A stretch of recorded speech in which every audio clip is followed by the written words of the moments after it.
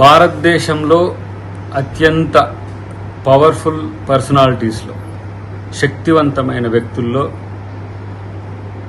మా జాతీయ నేత రాహుల్ గాంధీ గారు, మా ముఖ్యమంత్రి రేవంత్ రెడ్డి గారు అత్యున్నతమైన ర్యాంకులు సాధించడం అనేది చాలా గర్వకారణం. 9వ ర్యాంకులో ప్రతిపక్ష నేతగా ఉండి ఎన్నో కష్టాలను ఈరోజు ఓర్చుకొని అత్యంత శక్తివంతమైన మహాశక్తిగా ఎదిగి కాంగ్రెస్ పార్టీకి సేవలు అందిస్తున్న రాహుల్ గాంధీ గారికి, సంవత్సరం క్రితమే ముఖ్యమంత్రిగా ప్రమాణ స్వీకారం చేసిన తర్వాత ఇంత షార్ట్ టైంలో అత్యంత శక్తివంతమైన వ్యక్తిగా దేశంలో ఎదుగుతున్నారు రేవంత్ రెడ్డి గారికి ప్రత్యేక అభినందనలు, శుభాకాంక్షలు. కాంగ్రెస్ పార్టీకి వారు పేరు తెస్తున్నందుకు వారికి ప్రత్యేక కృతజ్ఞతలు కూడా.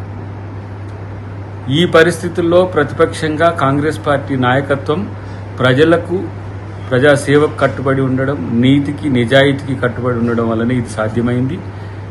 మరొక్కసారి కాంగ్రెస్ పార్టీ పునరంకితం అవుతున్న ఈ సందర్భంలో ఇద్దరు నేతలు దేశంలో, రాష్ట్రంలో ఇలాంటి అవార్డులు రావడం అనేది చాలా గొప్ప.